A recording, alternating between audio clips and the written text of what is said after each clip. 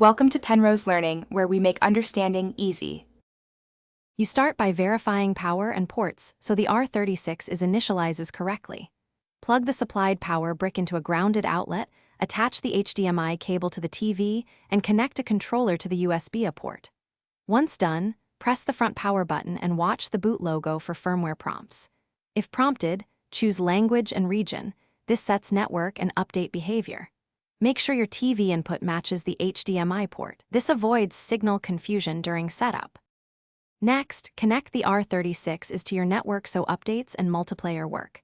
You can use Wi-Fi or plug an Ethernet cable. 5 GHz Wi-Fi reduces interference, while wired gives stability. Sign into your console account. Enable two-factor authentication for security because online purchases and saves tie to that profile. Then check for and install firmware and game updates. These fix bugs and enable features. If storage is low, attach external SSD and format it for games to maintain performance.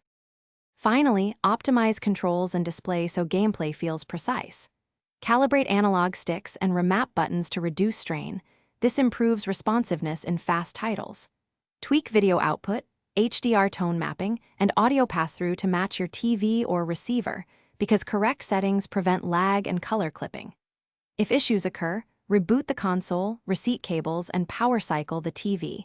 If connectivity persists, reset network settings and re-authenticate your account. Contact support with your serial if hardware faults remain.